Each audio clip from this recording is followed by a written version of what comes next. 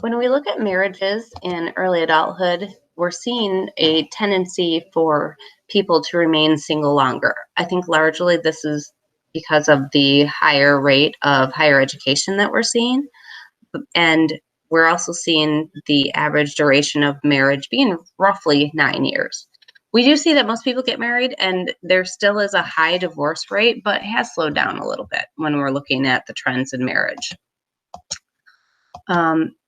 One of the reasons why we see high levels of divorce is because of the expectations that we place on marriages.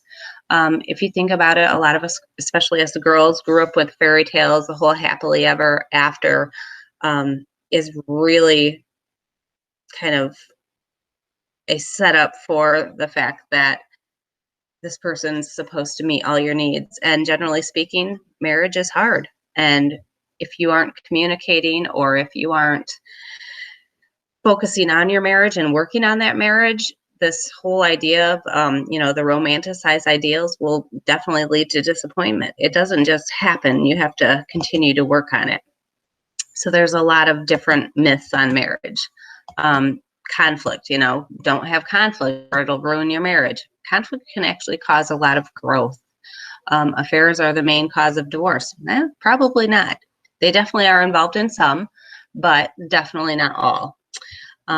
Men are not biologically made for marriage. I think that's a really disservice to men, and the whole, women are from Venus, men are from Mars, that whole thing. Definitely something that is dated. Just because you're married does not necessarily mean that it is a good or that there will be benefits from being married. In fact, they actually find people who stay in unhappy marriages have worse health and less of a lifespan.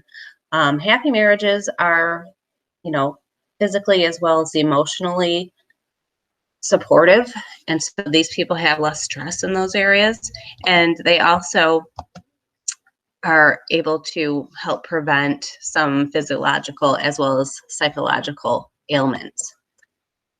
The role of parents is hard. If you think about it, it's a new toy with zero instruction manual, right? So you get this child and you have, a lot of emotional needs, formal education. You kind of learn by doing, and you take with you, what your parents did. But we've all talked about how we often don't take everything. So a lot of it is very much a learning game. There's a lot of adjustment and a lot of just learning that needs to happen. Some of the trends that we're seeing in people having children, that people are having fewer kids. We're seeing them postpone having children. And this whole idea of less maternal investment, basically we see moms working. So they're not stay-at-home moms who are that's their main focus. So our children are often learning development through preschool or daycare, that sort of thing. And we're also seeing dads being a lot more involved in fathering. So that's a great thing. And obviously with both parents working, the supplemental institutional care becomes a necessity. Speaking of work, this is something that is a big milestone of adulthood. You've been going to college, and now you are trying to figure out what it is job-wise that you want to do for the rest of your life. If you love your job, you tend to have a higher longevity. When you look at what your job is, you should really look at your values and how your job choice matches up with your personality type. Those things are all very important. When you look at the types of,